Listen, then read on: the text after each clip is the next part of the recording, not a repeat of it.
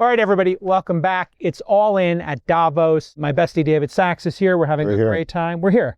Can you guys catch this in the background? Oh my God. Amazing. It's stunning. This is the Davos experience. It looks real. I know. Well, it kind of looks like a green screen from here because it's just so picturesque. It's literally like it's a not postcard. green screen. It is. It's the real deal. And we'll look over the ledge here, and what you'll see is all of the virtue signaling, ESG, DEI executives, and you'll just, it's emanating from this entire area. And they've put solar over every single building here. None of it's plugged in. It's just for aesthetics, but we're really excited, David and I, to do a bunch of interviews here. Wow. Today we've got a great one for you, and we're going to talk about health, and we're going to talk about the healthcare system with none other than Dr. Mehmet Oz. You're the administrator now for CMS. You've gone from being America's doctor, dare I say, to being a civil servant like my friend David Sachs.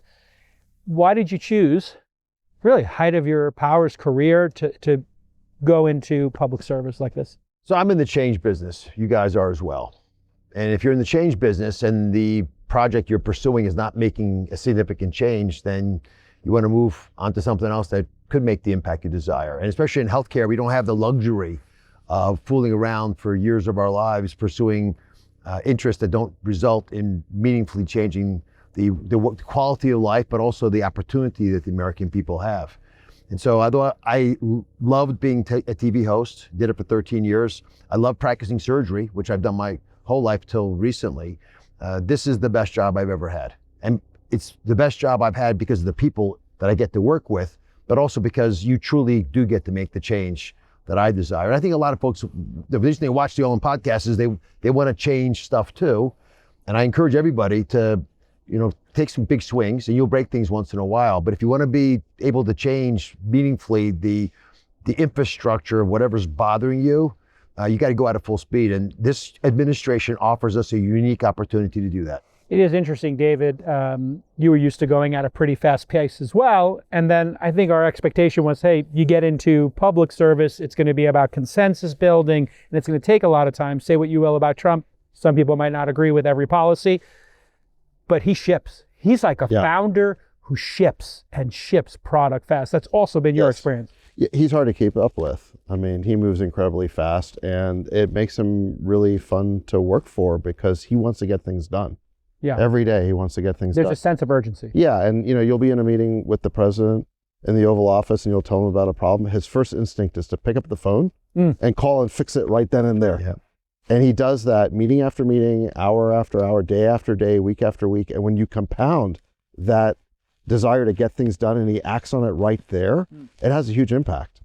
And he seems to get great pleasure in bringing together, especially in this administration, which I think is distinctly different than the first administration. He was new to politics, and he brought in a lot of career politicians that I think maybe people told him were the right people. This time, he has explicitly gone and looked for people with expertise who are proven winners in the field, yourself included. He wants us to carry the water. And this is, I think, across the different parts of the administration. He wants individuals that don't have to rely on the president to tell the story all the time, because so much of the narrative that is reflected in the media is just completely off. I'm not even saying that they're doing it on purpose. They literally don't understand some of the secondary and tertiary impacts of the decisions you're making. And it's our job to therefore tell, not just the media, but the American people what we're trying to do. And that's especially important if you're unorthodox in how you govern. And this is a fundamentally important reality, at least at CMS. David, I don't know how it is in developing AI, where there probably wasn't a rule book before anyway. But in healthcare, there have been doctors since the dawn of since humans left Africa 50,000 years ago, there were doctors in the encampment. And so there is a way of doing things. And in government that exists as well. But it's not always the right way to do things. So for example, we have the ability to make laws. Every part of the administration pretty much can. We get Congress to do stuff. It doesn't always turn out the way you want it to turn out. And it takes a lot of time. And the negotiated final result sometimes falls short. You have rulemaking, second big area, which is administrative entities like ours can write the rules that everyone has to follow. We're going to pay you this much. We're not going to let these people do that anymore. It does take some time, and it's prone to lawfare. By that I mean the people you're regulating, if they don't like what you're saying, they can sue you and they can stop you. And in this administration, if the other party doesn't like what you're doing, even if it's the best thing, we had a rule that would reduce fraud. But the blue cities didn't like it because it was coming from someone they didn't like, the president. So they enjoined it, and that's now caught up in court. Now we'll win, but it could take years. So that's the second big way, right? So you make laws, you pass rules. The third way, which historically government has not used, I don't think as effectively as possible. And this president, because he's a great negotiator, is able to push us in ways that historically not been done, is to just use the power to convene. The US government can bring people together who would not normally talk. They can give safe harbor to industry to come together and discuss problems that historically they would shy away from. What's the great example of that? I'm wondering if it's the drug companies who, they have something to lose because President Trump has been very clear, hey, I want these prices lowered. Why are we the sucker at the poker table? We're paying 10 times what Canada's paying. Is that the best example in your experience so far? It's a great example. Most favored nation drug pricing specifically addresses the problem you outlined, which is we just pay a bunch more for the exact same product made the same factory, often in America, than our counterparts do here in Europe. So the president says, we need to change that. So he says, go talk to the drug companies, create some opportunities for risk for them, make some rules, create some projects that if we were to act on them would really hurt them. A little pressure. Let's create, build the crowbars. Yeah. And the baseball bats. Okay. Right? Cut some trees down, hone the wood, but don't use them. Right. And he's very specifically said, do not hurt the innovative nature of pharmaceuticals. They are important to our nation. They save lives. We want to have the most innovative industries in the world because that's where the opportunities are to differentiate ourselves. It's also part of our national destiny. Be the best. Right. So don't hurt the industry, but take some of the fat out of it. Pull it back and give it to the American people. Plus, it's the fair way of doing things. And metaphorically, when you think about NATO and the president saying to NATO countries, we're all in it together to protect ourselves against external threats. You guys got to put up more money. We'll put up more, but proportionally more. It's got to be fair. And they all did that pretty much with one or two exceptions. He did the same thing with pharmaceuticals. He said there's an external threat, which is Russia or foreign governments. There's internal threats like cancer. Yeah. So we want everyone to chip in. We pay in the United States 0.8% of our GDP towards pharmaceutical products. 0.8%. 0.8%. Almost 1% of our GDP goes to drugs. That's not the healthcare system, which I think is 17%. Right. 1% of it, a full 6% of our healthcare goes just directly to the drug companies. So we want... What's with your math? It's quite impressive. Yeah, thank you. So point, I only bring this up because the percentages make a difference here. 0.8%. Comes from us playing blackjack. That's like calculator. I know. You No, it comes from us playing blackjack and poker together. I've lost a lot of... 2 hours over here. I've lost a lot of money to this guy, and I don't play him in chess anymore. Bend, but don't break. You want them to bend a little bit, be reasonable, but you don't want to break the industry. As a doctor... That's the upshot of this, because you hear this term affordability a lot. So the average American's going to pay less for their drug prices. We're going to pay less. The Europeans, we are telling all the countries, we're in the middle of these discussions. We've just gotten the British to say yes, and other countries are talking to us about the fact that they pay 0.3%. So less than half of what we pay percent-wise is being spent by them. And they get away with it because there are people who don't realize that if you get cancer, more advanced cancers in Europe, your survival rate's way below the US. And if you don't get access to the drugs, which they don't for several years on average, that we get in the US, yes, you can get it for cheaper, but your people are paying a price. And this is going to say the most important message that I'm going to deliver today. The most important message is don't think about healthcare like an expense. Think of it as an investment, because if I can get the average American to work 1 year longer because I got them medication at a better price, they didn't turn away at the drugstore, or because we were able to do something else correct. Comorbidities. Whatever. Missing the work. the movement, we'll talk about all this. But if you can get the average American to work 1 year longer, that is worth $3 trillion to the U.S. economy. It's massive. So we need to get people feeling their best, feeling like they have agency over their future, with confidence that they're going to make a difference in the world. So they want to keep trying to do it at the workplace. And that extra 1 year, which gets them closer to Medicare, by the way, also helps deal with other financial crises that we're facing as a nation. So this is the way to think about it the right way. Get the actual cost of care down. Don't just pay more money into the system. Get the actual cost of care down so the money we're spending gets us more value. We're spending twice as much as these other countries who have universal health care. Now, you did point out that they get things later. So we have a better system, but we pay through the nose for it. That would be an accurate way of describing the current state of affairs? Precisely stated, yes. Okay. So how do we get every American health care? Because I believe a lot of the tension we have comes from a fear from people maybe who are not as well off as the people on the pod right now, and they live with that fear. We don't live with that fear. We know if we need to get health care, we're going to figure it out. We'll be able to pay for it out of pocket, or insurance will pay for it. But there are people who go bankrupt because of this.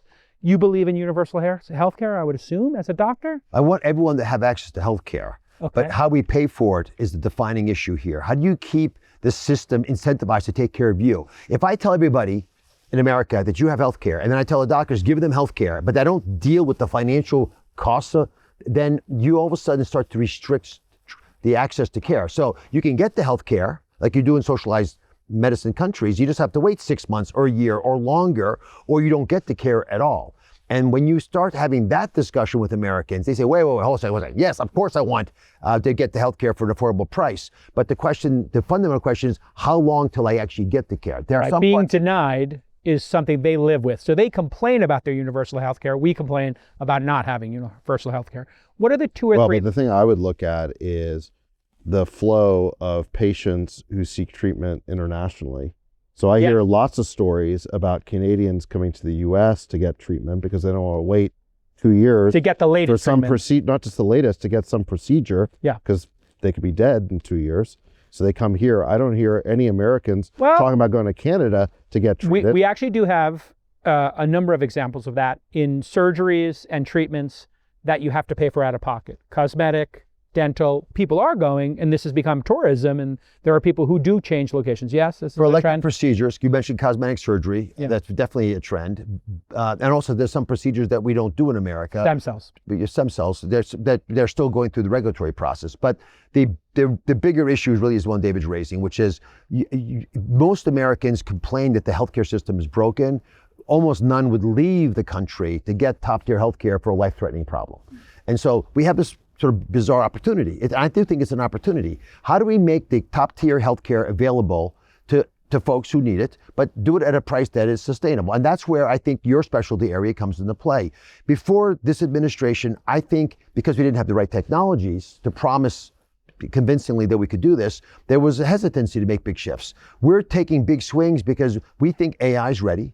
We think the tech transformation that could happen in healthcare is worth subsidizing. And by that I mean making it possible for top-tier entrepreneurs who are building apps that can help you deal with the medical crisis that you're dealing with, their diabetes. We can put money into the system to make that worth you doing. So you can get investors to support you, you can get a fair valuation. So technology to lower the price, obviously that's a huge win. Let me ask you the difficult question as a doctor. There have been studies that came out recently that not only do LLMs currently give better advice than the average general practitioner, they have better bedside manner, and the customers or the patients enjoyed the LLM more than they enjoyed a GP. Where did you see that? I haven't seen that. This is a study that came out of either Harvard or MIT. I'll put it in the show notes, but this is a pretty groundbreaking. What are your thoughts? If you were going to a new society, is this idea that you have to go to the GP, they ask you a bunch of questions, then they go on their medical text, figure out what their advice is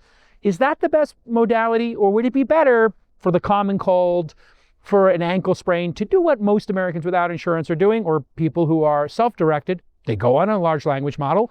It says, here's how you deal with these issues, and they do it themselves, and they can take care of a couple things. Wouldn't it be better to just have them do this stuff and then decide if they should go see their GP? I think there's a hybrid of that de-risks it a little bit. Early on, there are definitely problems with hallucination and the like that Americans we're very intolerant to. We actually understand if a human being who has an MD degree makes a mistake. We think AI is perfect and are completely intolerant of even a minor transgression. Yeah. What you said earlier is true, and these studies have been done several times now. The large language models do better on board exams. So general knowledge, they're better than a doctor. They're more patient than a doctor. If you talk to an AI informed avatar, they'll answer the same 10 questions on diabetes all day long and not get bored. Talk to a general practitioner, after they've talked to 10 patients with diabetes who've asked the same 10 questions, you get a little terse in your responses. That's just human nature. I don't want to answer the same question every time, but that's what patients need you to do. So I think we have the opportunity, and we looked at some of these models. In fact, John Doerr brought a bunch of very thoughtful entrepreneurs into the building to talk about the possibility of us taking the average general practitioner and making them 5 times, maybe even 10 times more efficient. Now, here's the big deal. there are not enough GPs in America. We probably need 2 to 3 times more just to keep up with Europe. It's just per capita. We're way below, because my son just finished medical school. There aren't many kids in medical school at Columbia, where he went, who are going to become GPs. They all want to be ophthalmologists and orthopedic surgeons, because they pay a lot more. And they got big loans for their and they're in degrees. debt. They're in Yeah, debt. and this is even, Columbia's free. If you don't have money, you don't have to pay tuition at Columbia. They did that so that kids would go into general practice, and it hasn't had the desired impact yet. But the broader question is, how do we allow AI to play a role as this transition period happens, so people feel confident? And one way of doing it is to allow it to do most of the work, and then, especially with agentic AI, take the paperwork out of it, the busy work out of it, and feed the doctor the key information. What's the most important thing I do as a doctor? I look at you in the eyes, and I read you, and I try to connect with you. 50% of our cortex, of our high cognitive function, 50% of it is to read your face. We're hardwired to be social animals, to understand the subtle little, David's bored, you're not, I got to change the pacing, I got to get back to him. He's doing card calculations in his head. He was, right. in fairness to David, he was out till 1 a.m. They dragged him to 4 meetings. I was in bed at 9. I have good sleep health. I got my Whoop. I got my sleep score. I am a pillow princess like you, Dr. Oz. I hear that you're extreme about your sleep. Well, I'm a good sleeper. My wife is a world-class sleeper. She brings her own pillows. Your wife is delightful, by the way. Thank you. I did an hour interview with Lisa before you even got on stage here. I was like, wow, she's impressive. To build on this Yeah. point, I mean, I think it's interesting. I think we're going to get smarter doctors and smarter patients, and they're each going to use their own version of Yes. AI. So, what patients are going to use is a consumer product, Absolutely. ChatGPT, Grok, and so forth. What's interesting, I think, is when they can dump in their blood panels. Yes. Because the AI is so good at reading PDFs, just unstructured data. So you dump all your stuff in it, you ask for a diagnosis, you get smarter, you can research your own condition. You're not wasting, frankly, the doctor's time by asking basic You're a better questions. consumer. You're a better customer. Right. And so you go partner in with more the doctor. educated. And then the doctors, they can use ChatGPT or what have you, but actually they're using much more specialized tools. Yes. That the ones I've seen, they will give you a citation directly to a medical journal. That you can Because bring that's to your very doctor. important to doctors. So it's not hallucinating. Just getting the answer from a Yeah, and chatbot it's like, on oh, well, that email, was on Joe you need Rogan's to know- podcast. You need to know what the Yeah. source is. Which is fine. Right. If you get information from Joe Now, and then want you to work get a backwards source to a to citation, a that's good. respected medical So journal. let me ask you about this trend. This is self-directed healthcare. There's Function Health doing blood labs, Superpower, Whoop just started offering them, Aura, Apple Watch, 8 Sleep. I'm an investor in that one, full disclosure. It's doing great. These things are now putting all that data together and starting to tell you your health span, your actual age versus your health age. I'm not sure what that metric is, but people are now measuring things and getting some knowledge of this and then going to a GP. The problem I'm having is, and I'm not price sensitive, I could get any concierge doctor I want. There's very few doctors who want to work like this at the moment.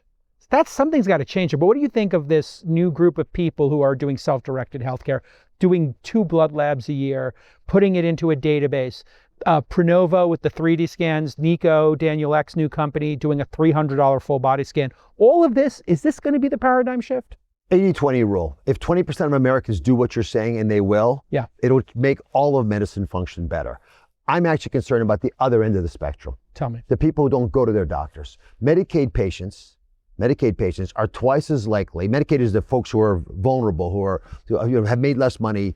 They're getting government health insurance. Right. Medicare. That is our universal health care. Right. That's where we need help. Yeah. The chance of a Medicaid patient who doesn't pay for their health care because they don't have the means to do it, the chance of them canceling their doctor's appointment is twice that of a Medicare patient. And so it's hard to take care of them. Now, they have 2 jobs. They'll get fired if they leave the job early. They don't have the flexibility of moving their calendar around.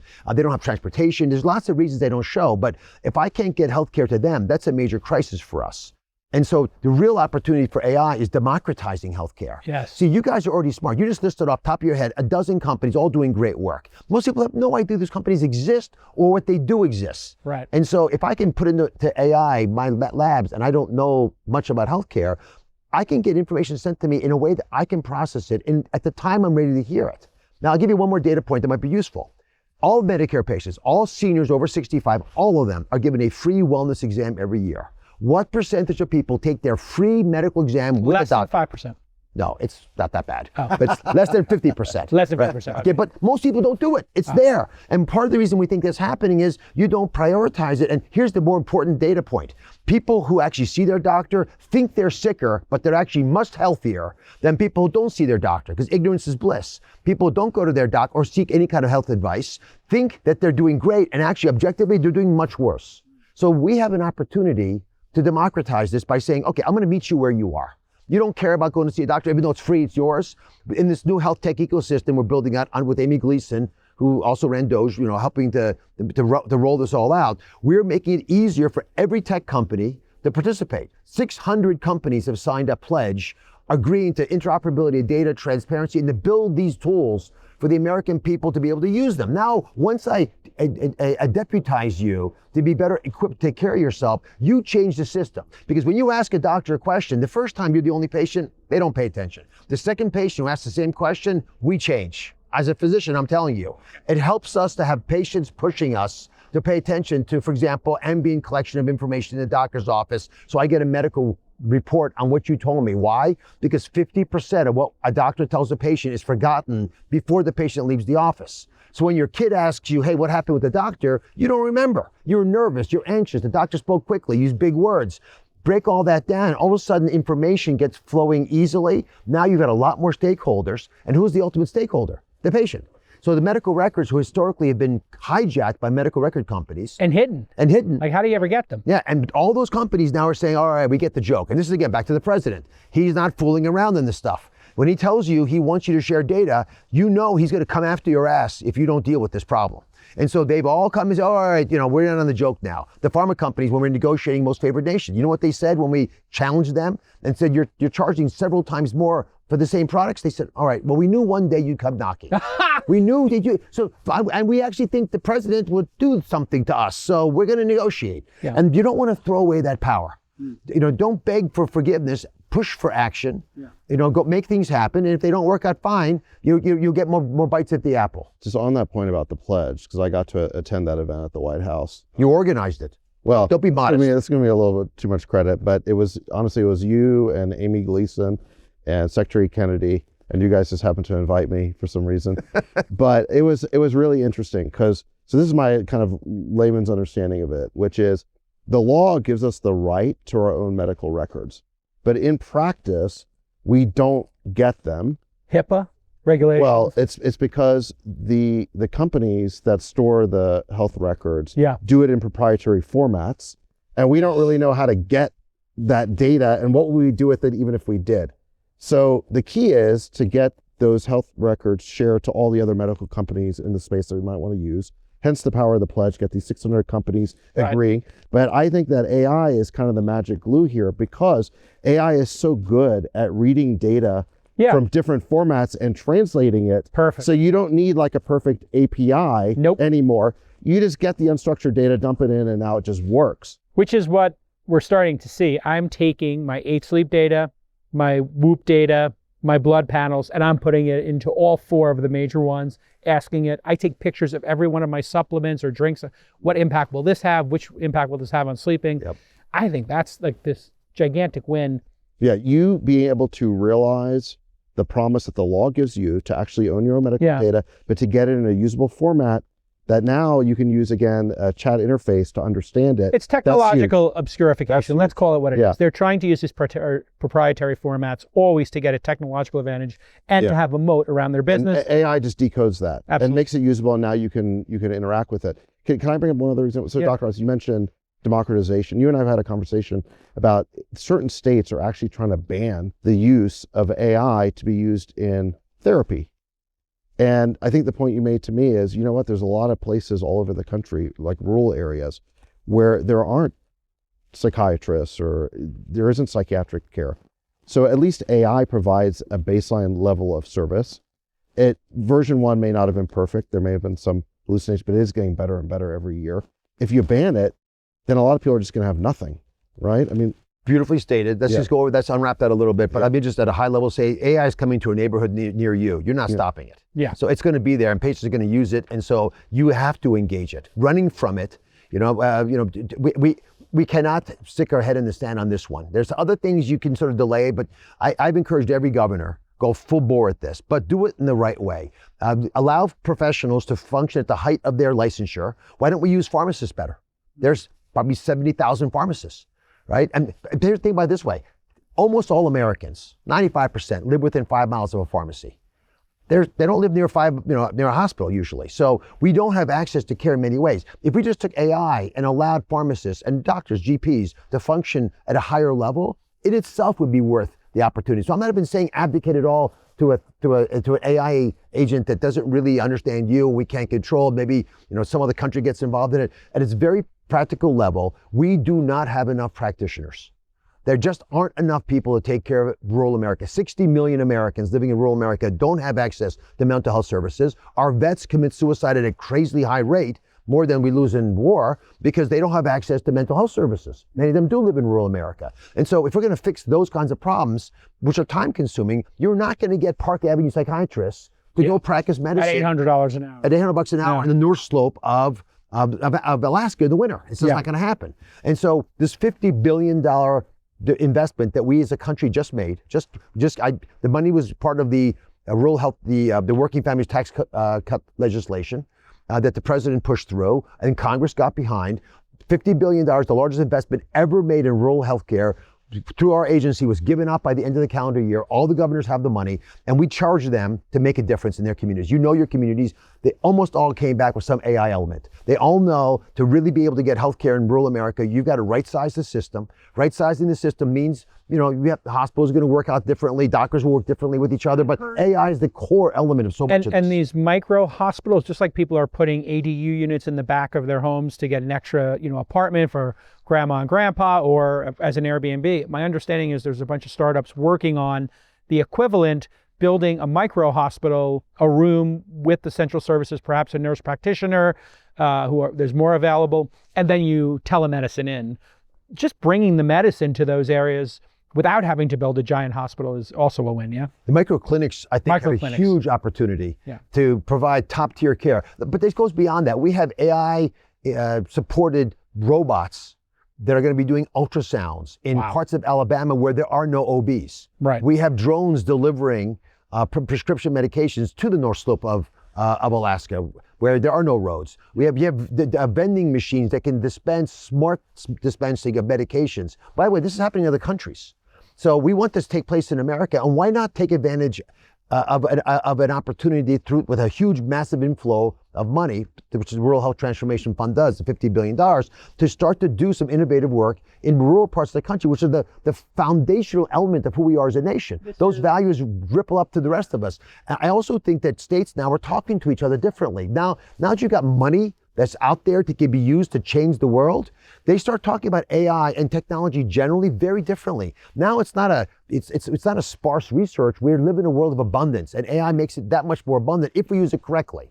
And it's not going to happen today, but we believe by the time the administration has completed its work, we will have dramatically changed the face of how Americans work with information in the healthcare system. Some of it's just blocking and tackling, as you said, make medical record companies not data block. Some of it's forcing health information systems to share data more comfortably and elegantly at a fair price. And part of it's us putting money into the system, seeding it the right way. But the most important thing is to make it safe to go outside. Yeah. We want to make it comfortable to take financial risk to invest in these areas. That's why 600 companies have invested. Every major AI company, every major foundational technology company, but a bunch of these surgeons that I've promised, they're all rushing in. The three places entrepreneurs have been reticent to take on, to build new products and services: education, housing, healthcare. These also happen to be the ones most regulated, most controlled by the government. So to the extent you can give them access and make it go faster, it's going to work. The only investments we've ever made in those spaces are ones that go direct to consumer, because we know going through the government, there's just not enough runway for those companies to get to the other side. Let me ask you about... We're open for business, and I got to make this plug while I'm here. Please. We want to work with industry. We believe the private sector will come up with better ideas, come work with us, and we're also looking for people. And You we, have we, like we a- had nine engineers when we came in. And all of CMS, our COBOL-based infrastructure built in the 70s, where we don't even have engineers that... You're talking about in the department, you had 9 engineers out of, what's the denominator of employees? 6,500 employees and 40,000 contractors. So you basically have an HR person in government working with a government affairs person at the company. There's no engineers there. 16 basis points, David. We took $3 billion of cost out. There was a company that we fired that had billed us $200 million, not a single usable line of code. And here's the good part. When we fired them, you know what they said? Nothing. Yeah, we knew it. Yeah. We knew it. Yeah, we were underperforming. No accountability. Underperforming. God, we could go on about fraud for forever, but I want to ask you about this wonder drug. 4 years ago, I was listening to my friend Tim Ferriss and Kevin Rhodes, who are biohackers, and they're always on the edge of this stuff. And he wanted to lose some visceral fat. Kevin was in great shape, and he heard about this diabetes drug, Ozempic, and that he was going to give it a shot. He dialed the pen all the way up, puked, dialed it back down, lost his visceral fat. I heard that. I was like I was 213 pounds at the time. Went to my doctor. He said, I have no idea what you're talking about. You're not diabetic, but you are fat. And I think he said, you're a fat bastard. I think I said that. And I had just gained like 2 or 3 pounds a year for 20 years. Yeah. And I used to be a marathon runner. I used to be 165, 170 pounds. I'm now 172. You look like a gazelle right now, by the way. I had a little muscle too. Thank you, Dr. Rose. You look great too. But this is a miracle drug. This, in my mind, we now have theoretically tens of millions of Americans have experienced it. It's going to be in pill format. The 4 horsemen of the apocalypse, heart disease, Kidney failure, liver disease, dementia. These are all 4 of 4 impacted by obesity, and these GLP-1s seem to be impacting them. I was like, you know what? If President Trump just gave a national, anybody can get this drug if they want it, I think he'd win the election. He won anyway. What do you think about a mandate to make it available, to make the fat drug available for all Americans? Would that be... So I'm glad you came to work today. So about 2 months ago in the Oval Office, the president basically did that. He said that we're going to take the prices of these drugs, which are now prohibitively high for many Americans, $1,200 cash pay. It's crazy. It's going to be a starting price of around $200. Easy. And with the pills, it's $150. And the pills will come out, the first FDA-approved pills will start this month. And so we believe at that price, and listen $5 carefully, a day. because listen carefully, right, it's basically you get coffee a day. At that price, we will, within 2 years, return money to the American taxpayer. It's going to save us so much money from reducing hypertension, diabetes, and the downstream illnesses, the 4 horsemen of the apocalypse that you mentioned, that we will save money. That we spend over half the money, I believe, within healthcare on these chronic illnesses driven by obesity. And so either directly or indirectly, because you hurt your knees because you're overweight, or you get autoimmune problems, or even cancer is linked to obesity because you have a metabolically active state, all of these are going to drop precipitously. We have pretty good data on this from internal modeling. So we agreed to those prices with the 2 major companies, Novo Nordisk and Eli Lilly. We will launch next week. I don't know when this podcast airs, but launch next week, Trump RX with those products. So you can cash pay at a price that is completely affordable. And here's the good news. Every Medicare patient gets it for $50 copay. Every Medicaid patient gets it for nothing. Amazing. So the people who need it the most, the folks that are most vulnerable, this is when people say the president doesn't want to protect Medicaid, he doesn't love and cherish Medicare, it drives me bonkers, because he's doing more for underserved Americans than any other president ever has. Giving Americans, where the obesity epidemic lives, underserved Americans, vulnerable Americans who are on Medicaid, access to these drugs for no out-of-pocket costs, truly democratizes the weight loss issues. Because right now, what's the #1 zip code for weight loss drugs? #1 zip code, Upper East Side of Manhattan. I was about to say it's got to be Manhattan or LA. LA's #2. Okay. Right? Just people can afford it, or Because No. they're vain. They're vain. They want to lose I 2 see. pounds for their daughter's wedding, Oh. and they can afford it. $1,200 a rounding error. Nothing, yeah. Right? But $1,200 for someone that's not making money, you're just not going to take the drug. And they're the ones that die early. The life expectancy in rural America, I'll go back to them, in vulnerable populations, 9 years shorter than yours in the same country. It's something that came out of left field. What does that tell us about what's going to happen in medicine going forward? Because GLPs, how long of a journey has that been? And then getting to market, and then, this off-label use, starting with people with diabetes. How does that inform you of how we can make even more impact in the future. How do we make another GLP-like discovery and implement it the way President Trump has? Well, the drug actually it's a poisonous chemical, a venom actually, that was deciphered and found to have an impact on some of these core cells in the appetite system of the body, which is so fundamental to who we are. Yeah. That it's very hard to hack the appetite. But GLP-1s are just the tip of the iceberg. There are more and more sophisticated ways for us to be able to address not just appetite, but addiction. Addictive behavior drops with GLP-1s. So the newer drugs are going to be even more effective at that. Retatrutide is the one you For example, retatrutide. But the other thing I would say is the form factor matters. In sending someone an injection that goes bad in the warm weather, that a lot of wastage, you don't know the exact dose. The pills make it like most other drugs. And now the price point is much lower as well. So it's easier for us to deliver that at scale to the American people. So it does leapfrog us beyond today's problems. And this is a big theme of our administration. Don't bother fixing today's broken pipes if the world you're building doesn't have pipes. And that's what we're doing with drugs like semaglutide and tirzepatide, which is the Lilly product. We're also getting these companies to onshore their production facility, hire American workers, stay innovative. This is why, again, the president doesn't want us hurting innovation. With the same day we did the first Most Favored Nation drug event, we had an executive order on childhood cancer. 20 beautiful children, smiley, bright eyes, all of whom should have been ghosts. They survived because technologies were afforded to them. They don't exist in other parts of the world to keep them alive. That's our goal. But I'd be poorly served. I hear the bell tolling. If I didn't get into the other theme. For whom we don't know. For the bell tolls, for sure. Excellent for you, Jacob. I think that's totally for the pharma companies who don't bend the knee. No, actually.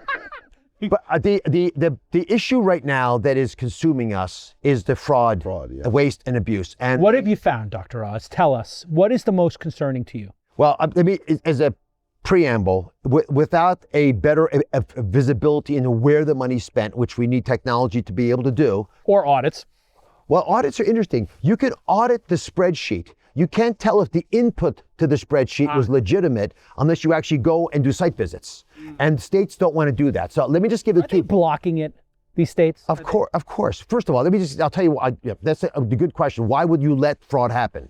It is by federal law mandated that if you give a patient a welfare program, SNAP, Medicaid, you must also give them the ability to sign up to vote.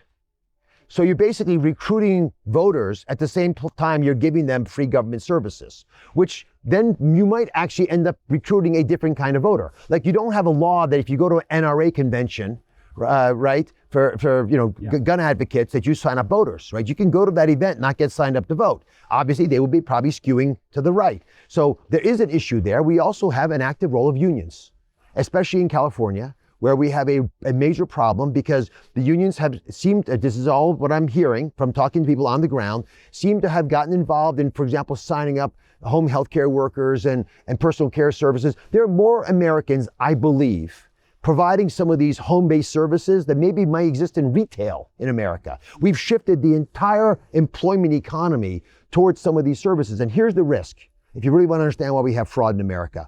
When I give you things that your family used to give you, we're going to have fraud. So your family used to drive you to the doctor's office. Your family would take you home after you got home back from the hospital to make sure you got well nourished and taken care of. Your family would carry the groceries up the stairs. Your family would negotiate your contract with the landlord. Guess what? Health and Human Services does all that for you now. All you got to do is ask. And in some states, it's so easy to do that you end up with significant fraud. They have intercepted the transaction, therefore that's where grift can occur and fraud. Well, also the government's paying for it. Right, and so when the consumer's paying for it out of their own pocket, they have their own incentive to get value for the transaction. Yeah. But when the government's paying for it, who really has the incentive to make sure that value has been provided in exchange for that money? Yeah. And this is what happened in Minnesota, where you had a subculture. It was just mathematically, most of the indictments are with Somalians. So the Somalian community realized, hey, my goodness, no one's watching. Now there's an adage, that only the morons get caught in healthcare fraud, because it's so easy to do. And if you steal $5 million in Medicare, Medicaid, you go to jail for 18 months. I mean, for many people, that's a pretty good deal. Yeah. You sit in the pen for 18 months, but unfortunately, I'll just give you a lay of the land. There are twice as many durable medical equipment providers. They sell wheelchairs and knee braces. There's actually 20 times more in South Florida than McDonald's. I mean, how many do you need? Turns out they're all Cuban, pretty much. They all seem to fly back to Cuba and escape, law enforcement. They bill millions of dollars. They get away with it. What's the solution? There's got to be a really practical, easy solution. There are, and I'm going to share that, but let me just give you two others because you're going to remember these. We have 7 times more hospice in California. Hospices for people at the end of their life. 7 times more hospice than was there 5, 6, 7 years ago. 7 times more. We don't have that many people dying in California. And more importantly, the survival rates on hospice, again, designed for cancer patients dying within 6 months. The survival rate for most of these hospice centers is 100%. Wait a second. They shouldn't have gone to hospice. Exactly. Is the government paying for it? Yes, Okay, completely that's the paying for missing it, but no one's dying because you're not supposed When to did be the in government hospice. start paying for that? Oh, 40 years ago. Oh, okay. It was designed. And then what happened in the last 7 or 10 that the fraud just went Two things. exponential? Foreign governments got involved. In LA, the hospice is driven by the Russian Armenian gangs. They're foreign nationals. They fly back to Russia. We had a big $15 billion bust on these guys earlier in the year. Again, they all escape. The other thing is no one's watching because there's a opportunity if you get into these businesses to make a lot of money. And it becomes, I'll just tell you a true story about a whistleblower. Again, I can't prove this, but it's what he said. He said that he was building a beautiful mansion. He owns all of these hospices. He's a doctor, but he's a fraudster. And so he built this huge house. The plumber comes in and says, hey, I hear you're in the hospice space. The guy says, yeah, I made my money in hospice. So the plumber says, I've got a side hustle. I own a hospice too. Right? Then the carpenter hears him and he says, me too. Yeah. I'm in the hospice business. We're all in the hospice business. Absolutely. So then the guy says, okay, well, he realized he's got to get ahead of these guys. So he goes to a major hospital in LA. And a doctor at the hospital, very prominent hospital that everyone's heard of, says, hey, listen, if you gave me $1,000 a month, I'll send hospice patients to you, which is how it's done in LA, by the way. You get paid, you send patients over. So the guy says, okay, but what about the actual inpatients, like the people hospitalized? Can I get them? And the doctor says, I can't do that. Because it turns out there's some members of the board that own hospice, and they like the patients to go to their centers. You see that the corruption starts in organized crime, but if you tolerate it, it poisons the whole system. And that's the bigger reason we've got a problem. So what are we doing? We have a fraud war room. I'm going to put a moratorium on some of these services. We're not going to let new people sign up. We're going to actively and aggressively stop paying Medicaid if we can prove that states are not obliged in their fiduciary responsibility to the American people. Because states administer Medicaid, I pay the bills at CMS. So we're going to stop paying on behalf of the taxpayer if we don't think you're taking care of the money. And people should know there are whistleblower laws where you get a percentage of whatever's reported, and they should look into that.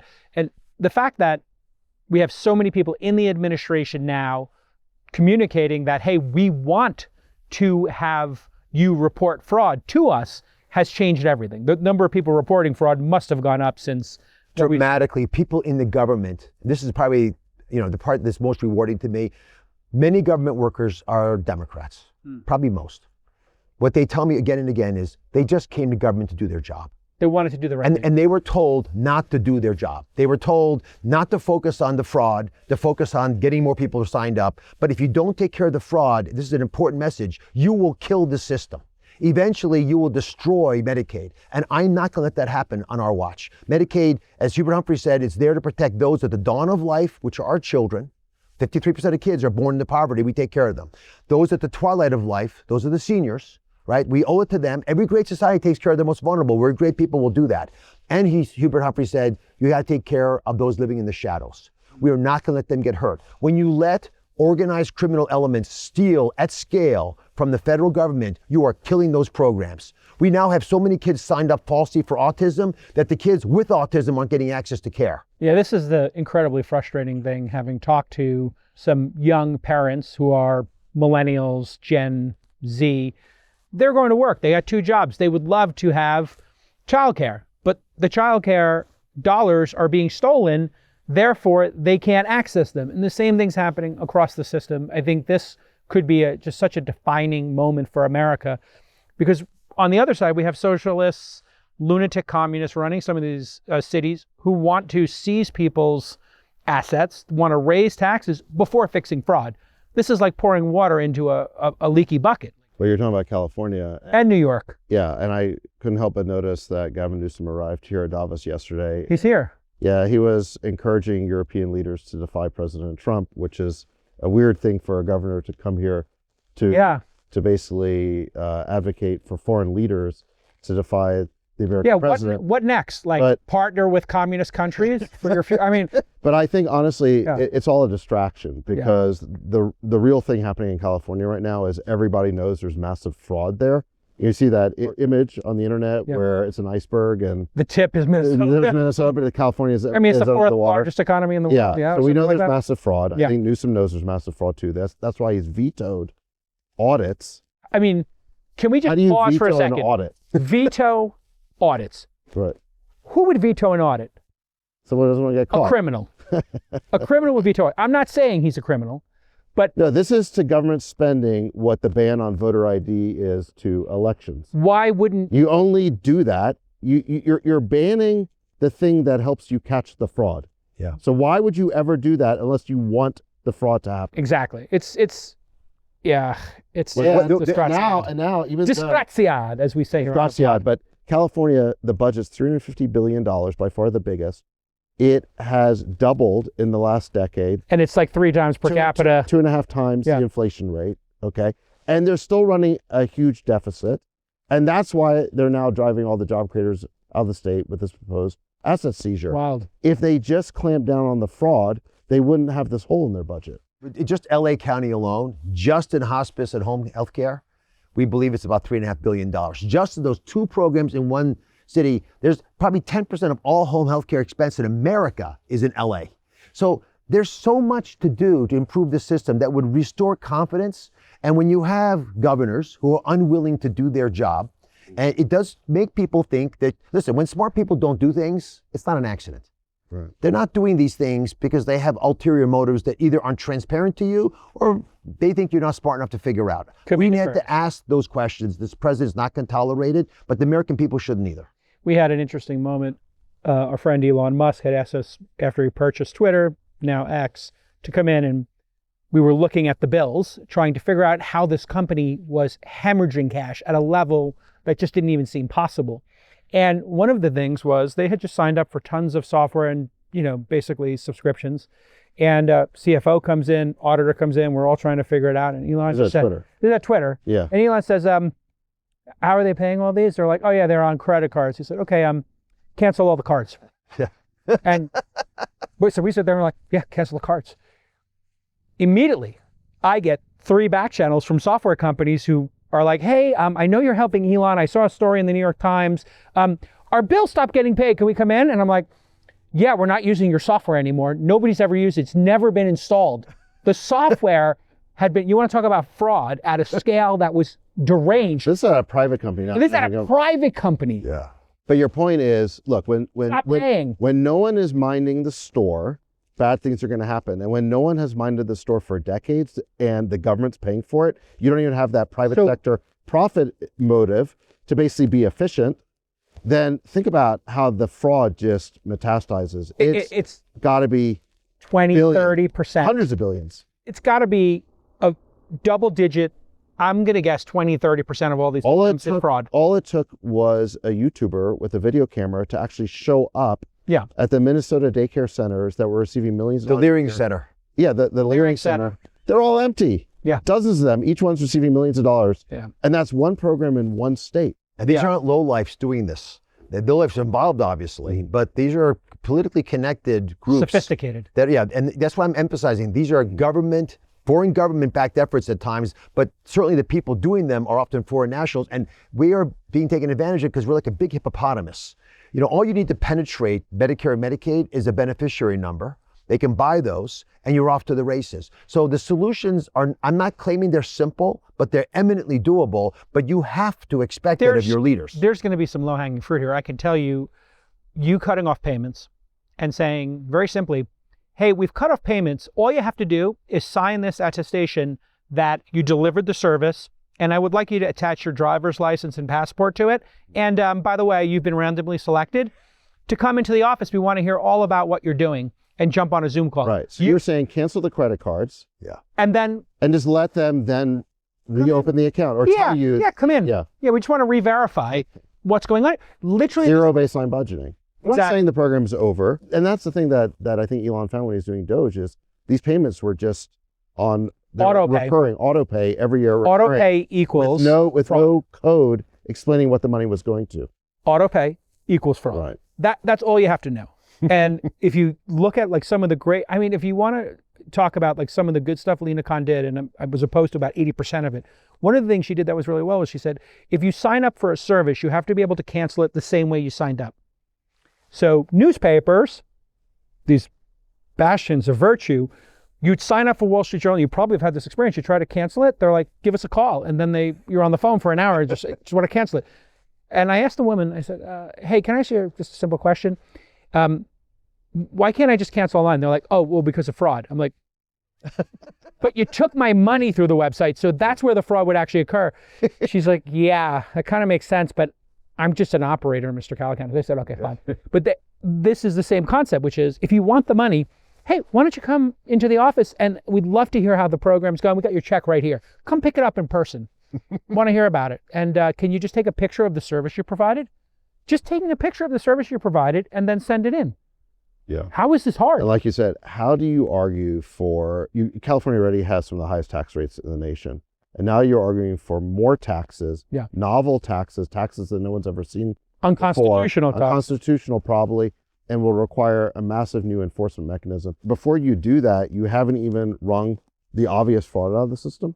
Yeah. Listen, our biggest allies are state auditors. I met with the state auditor in Minnesota. She confided that she's been trying to get this on the radar. Just people didn't want to listen. And I talked to folks within the agency, Health and Human Services. You were shuttled around. One woman was actually escorted out of the building for raising the reality that there was fraud. And this happened over several years. And eventually, either you leave if you're ethical, or you're quiet because you don't want to get fired. And you make it such a harsh environment for anybody to just tell the truth. This reminds me of a friend of mine who is a billionaire now, Tomas Petterfy. You probably know him, Interactive Brokers. Really great guy. And he said he was growing up in Hungary. And he said when he was young, he knew that everyone was lying to him. But that wasn't the big problem. The big problem is he knew that they knew that he knew that they were lying to him. Right. So pretty soon, we are all in on the fact that there's a big lie. The whole thing is corrupt. And so working in these agencies, the good people are weeded out. The people who are left either don't care, aren't good people. Or complicit. And some of them are complicit. But I think that fundamentally there was a misalignment of values. And this actually was probably the most important thing we had to do in that legislation last year, the Working Families Tax Cut legislation. We had to align the president with the governors. There were so many ways of getting the federal government to give you money that wasn't really yours. Legalized money laundering schemes, all kinds of things that clever consultants had figured out over the years, that we estimated we would have lost $5.4 trillion just for Medicaid, which is again why I often joke, we were becoming one massive healthcare system with a small country attached. Well, and if it doesn't work long term, if we don't take bold action, which again, a major message on a lot of things the president's doing, if you don't take bold action on some of these issues, you're leaving the next generation with a train wreck they can't fix anymore because the train's gone way off the rails. Yeah, and just think of the absolute hypocrisy. You have someone like Mondami who says he wants to increase services, provide more for the citizens, and they're not doing the audits. They're not fighting fraud. Gavin Newsom is talking about wanting to provide more for the bottom half of society, but not doing the audits. And frankly, this whole budget hole that is causing this now asset seizure tax, it all started in 2022 when Newsom promised Medi-Cal for all, including illegal aliens. And so what happened is, in Big Beautiful Bill, President said, listen, we're not going to reimburse for illegal aliens. Think about incentives there. Right. So then the SEIU-UHW, the health worker union, they're upset because they don't want that funding cut because it indirectly impacts them. So that's how this whole thing happened. Think about the layers of fraud there, that you've got, the government of California is paying for illegal aliens. Probably shouldn't be doing that. I mean, if you ask the American people, which is who you both work for, how many Americans believe that illegal aliens should get universal health care? I think you're going to get like 98% are going to say absolutely not. And the 2% with purple hair in Berkeley who want it, I don't know what their motivation is. Don't support them. But just to finish the point, if you are going to have the politics of a Gavin Newsom, and you're going to tout Medi-Cal for all in the state, even illegal aliens, doesn't that create a responsibility on you to audit the system and make sure it's not being abused? When you then turn a blind eye to the fraud and you refuse to even acknowledge it, you just pretend like it doesn't exist, and you veto the audits, that's doubly wrong. But it doesn't hurt California. This is the part of the story that's so infuriating. You don't audit the books in California because the federal government's paying anyway. So why would I audit the books to find out that my people aren't getting free money from the federal government? Let's talk about illegal immigrants. So Gavin Newsom was giving us a hard time for threatening the health insurance of illegal immigrants. Just to be very transparent, if you're on Medicare, you don't get free dental, you don't get free vision. You do if you're an illegal immigrant in California. This is the infuriating But so part. anyway, so you got taxpayers in New Mexico, right, which is a blue state but a poor state, paying extra tax dollars to the federal government that are recycled back into LA to deal with the fraud that I'm talking about. So illegal immigrants, he's mad. We're horrible people. We're Republicans. You have no conscience. You have no heart. As soon as we made it clear we were no longer going to pay for illegal immigrants in California, what did he do? He took them off Medi-Cal. Now, he didn't take them off, he took them up on the federal side. So in theory, only emergency services are going to get paid for illegal immigrants in California, which is a national law. And is reasonable. Reasonable. Now, we want babies delivered, car accident victims, of course. Of course get health care, but not elective hernia surgery, cataracts. You know, you have to be an American citizen who paid into the system to get these. So anyway, so we deal with this. Gavin says, we're only going to pay for illegal immigrants through our own state-based system. We've audited him now. This data is coming out this week. We have now found over $1.5 billion of money spent wrongly. We've audited it. They're not even arguing. $1.5 billion from that California charged the federal government for illegal immigrants that they're not allowed to pay charges for. They have to pay for it themselves. He's not happy, but they're paying us because they know we're right. So you're going to see something happen very interesting in California. As soon as the money is being paid by California government officials, they're going to start getting more serious about this. And that's why it's so important for us to say, we're not into this anymore. I'm not going to let taxpayers in Alabama and Mississippi, New Mexico, our poorest states pay and for get less. The fourth largest economy in the world, and they get less. And we're a country of immigrants. You could absolutely believe in legal immigration and want the border closed. That's what we saw in the last election. That was the deciding issue, I think, at the end of the day. I mean, they also picked a terrible candidate on the other side and didn't have a primary, but put that aside. You had an amazing candidate too. Incredible, tremendous, okay? The best ever. The greatest ever. Minimizing. I'm just saying, I mean, you kind of went up against anyway, put it aside. The thing that I think is super important is incentives matter. You've said this many times without explicitly saying it in our conversation. The incentive for people to come to America illegally is to make a better life for themselves and to have a job, employment, and these social services. If the social services aren't available, some number are going to stay back. And if the jobs aren't available, then why would you risk it? Why would you pay one of these coyotes $25,000 across the board? You wouldn't. You would get in the line to do it properly. And that's a very simple solution here. You just change the incentive. Make it impossible for an illegal alien to come here for those two things. Do you know what financial value there is of having free health care in America? So many. Well, I'm not going to make you guess. I was going to say for the employers, I can say it's very acute to insert yourself into the relationship with your employees, because employees will not leave one company. They'll pick the company they work for based on the healthcare, and they will not leave a company to pursue a better opportunity in order to keep their healthcare, which is dysfunctional, because you want talent to move. That's a uniquely Silicon Valley entrepreneurial way to look at it. From the employer market, we think the money should follow the patient, but broadly speaking, because I don't regulate commercial insurance, for illegal immigrants, for your family, it's worth about $30,000. So there is no good reason for you to go back home again if we give you world-class healthcare coverage. Yeah. So this is a major issue for us dealing with the immigration problem, because you cannot send 10 million people back legally who are here illegally. The president has said this, I think he said it publicly, but I think he would. It will take us 200 years of legal machinations to send back people who came here illegally. So there is no legal path to expelling people who came here illegally. You have to remove the incentives to stay here. Yes. Free housing, free food, free healthcare. Of course you're going to stay. Show me an incentive, I'll show you the outcome. If you look at the war on drugs, how unsuccessful it's been, people go to San Francisco for a reason for their fentanyl, because they can buy it and there's no policing. And it is exactly a function of more policing means the price of those drugs go up, which means consumption goes down. Not only is there that dynamic missing in San Francisco because there's no enforcement and you can get fentanyl for $5 or $10 a hit, they also give you housing and $800 or something to that effect per month. So the homeless industrial complex has now created an incentive, and everybody in that, really tragic junkie community knows that, and they leave Texas, they leave other states to go there, and then they bear the brunt of it. And they are actually increasing the suffering. What's your take on these new super drugs versus the rescheduling of drugs? Obama wanted to do it in his second term. He didn't have the political willpower or will to do it. And Trump now is saying, hey, maybe for cannabis, we should rethink that and do what Canada's done and other modern nations. How do you look at those specific drugs, fentanyl, 9 or 12 overdoses a day in San Francisco at the peak, and then methamphetamine, which is just another scare. We have good substance use disorder medications. We can't get people into the programs. This is why homelessness is an industrial complex.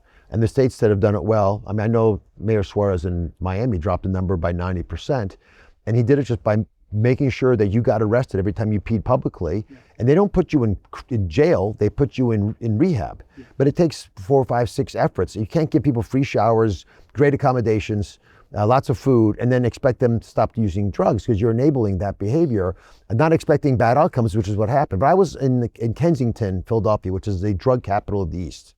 And this is where they have that other super drug. I forgot the name of it. It's very pernicious. Trank? Yeah, Trank is a terrible drug. It creates massive ulcers on your body. So I was there, and I just walked the streets, just talked to people, like, why are you here? Where'd you come from? Why don't you go home, etc. And then I ran into a guy who had just saved someone's life, giving them naloxone as an inhaler, and he's an ambulance driver. And I said, well, what happened? He says, well, they OD'd, I gave it to them. And I said, well, what did they tell you? How do they thank you when they awaken from near death, from that dark abyss of darkness? And he said, they're almost always livid at me. Yeah, you ruined their high. And you ruined their escape. They're actually hoping to end this suffering. The pain was so bad. That's why it seems nice. And that's why I was telling my friends in Minnesota, Minnesota nice is great when you really, really mean it. But nice does not mean allowing the public health system to be raped. It's not allowing people to abuse themselves, expecting a different outcome than what historically has happened. You need to, if you really love people, you might not like them, but if you really love them, you'll do something that actually goes beyond like to make you ultimately gain respect for them, for you, and you. There's a very simple Tough love. And if you were to take a Christian view of it, and you were to talk to any of the parents, these poor parents who are suffering with a child addicted to drugs, and their adult child is on the street, and you said to them, we can arrest them and put them in jail, we can treat them incredibly severely and try to, just lock them up until they say, thank you. Please do that. But there are a bunch of lunatics who think you're harassing a homeless person who had a bad beat and you're infringing on their freedom. But the parents and the family would say, please lock them up. That's our last-ditch effort. So it's not compassion. It is not Christian at all. That's a faculty lounge discussion with your tweed jacket on, and your elbow protectors when you're pontificating about people that you read about. Right. And I point that out because I'm on the faculty. I've been. You got one of those tweed. You talked to those tweed. Yeah, I got rid of my tweed jackets. The elbow patches. They look terrible anyway. But you sit there and you act. Again, this is the crazy thing about intelligence is. People, the more intelligent you are, the better you are to lying to yourself and to others around you. Because you can construe almost any data into something that has a meaning that's not really there. And we have tolerated that for too long. I actually think that's an important part of President Trump's appeal. He cuts through all that BS. Don't tell me stuff that just defies common sense. Because common sense is not so common. You don't have to accept it. I think that's the other thing that I think Trump has I think taught some folks. We do not have to accept that state of affairs. You don't have to accept, and the framing of it, let's just call it what it is. I've used the term here on our podcast, I'd say junkies, because I grew up in New York in the 70s and 80s, and that's what we call people who are addicted to smack, junkies. It's not derogatory. It's an indication of just how bad that disease is. Calling it homelessness means you're trying to solve the wrong thing. Putting a junkie in a home, they have plenty of homes to go to. It's nothing to do with that. All right. Well, look. We got to let how long have we been talking? 2 hours? I don't know, but I can talk to Dr. Oz forever. Surgeon with no fingertips. All right. Let me. Dr. Oz, Yeah. Let me. Can I? please. All right. So Wrap I this just want to. Yeah. Let me just wrap this up. So, Dr. Oz first reached out to me during the transition because he's so intensely interested in AI, and he. This is when you were transitioning? Yes, during my. Transition? You supported him? Yeah, very much. Okay. I love David. Yeah. Yes, we all do. And Transition he to was the looking private for names of AI experts in Silicon Valley to build his advisory panel, and just impressed me right away with the energy that you bring, the knowledge, the passion. You really do care about improving health outcomes for all Americans, and I think we are very lucky to have you in this administration, from the president on down. And I think the country's very lucky to have you. You could be doing many, many different things, but you really care about this job, and I think it's really incredible what you're doing. Thank you for your So service. I wanted to have you speak to us on the pods, kind of long overdue. Well, you're very kind to have me on. I've enjoyed it. Big fan, obviously, of your work, in part because you brought a sense of clarity to many of the issues you discussed. And I want to thank you, David, for being first of all, using your ability to get people together. The power to convene is remarkably effective, but you've also demystified a lot of this and allowed the administration to embrace AI and technology in general. So God bless you. Great. Thank you. Thanks for being here. We'll see you next time on All In at Davos. I'm going all in.